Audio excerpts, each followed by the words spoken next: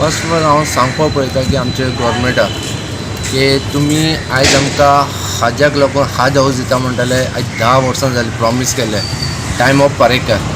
सो आयज हाज हाऊस आमकां सगळे दाखयले बाबा सांकवाल आनी कोर्तालीमची मोदी दिता म्हणून आनी ती हाज हाऊस दिवना.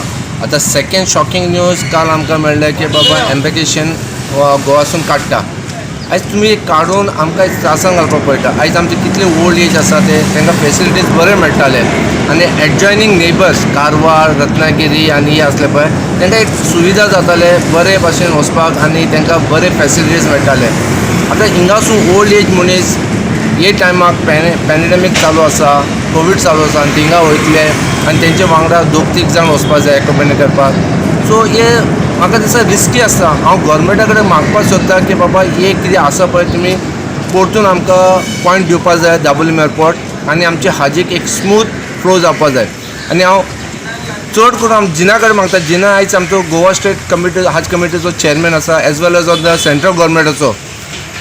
सो तेन इनिशिएटीव करपाक जाय. गव्हर्मेंट तेंची आसा, सेंट्रल तेंची आसा. आयज जिनाक कांय करपाक शकना जाल्यार जिनाक लज ते पोस्ट दवरपाक जाय आपल्या कडेन. तें रिजायन करपाचें ते एम्बॅकेशन गोवाचे वयता म्हणून तें रिजायन करपाचें आनी बसपाचें आनी कोणाक दुसऱ्याक चलोवपाक दिवपाक जाय.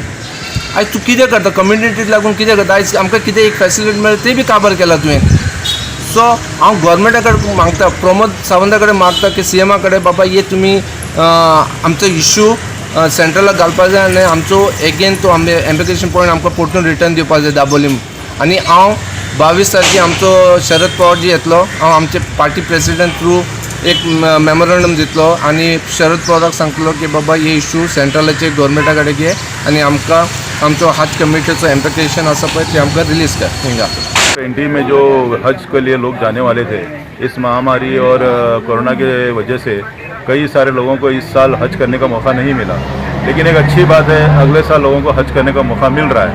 और मुख्तार नकवी साहब ने आकर के यहाँ पे बहुत अच्छी सहूलतें देने की प्रॉमिस की है. लेकिन इसमें से एक सहूलत जो है वो है गोवा से जो फ़्लाइट सऊदी को जाती है हज के लिए, इसका थोड़ा हम लोगों को थोड़ा यहाँ पे प्रॉब्लम हो रहा है. क्योंकि यहाँ से कई सारे ऐसे बुज़ुर्ग लोग हैं जो कई सारे ऐसे भी लोग हैं जो बुढ़ा बुढ़ी लोग ऐसे जो रिटायरमेंट होने के बाद ये लोग हज को जाते हैं. 70% के ऊपर ही पकड़ो आप. और यहाँ पे जो गोवा से जो फ़्लाइट जाती है वो फ़्लाइट को कारवार, बेलगाम, भटकल यहाँ के लोग भी यहाँ से ही फ्लाई होते हैं. अगर अचानक ये फ़्लाइट यहाँ से कैंसिल होती है तो कई सारे बुज़ुर्गों को, कई सारे लोगों को तकलीफ़ होने वाली बात है.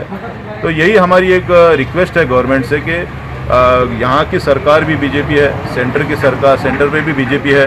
और एक लकीली हमारे गोवा के जो जिना साहब हैं ये ऑल इंडिया हज कमेटी के चेयरमैन भी हैं.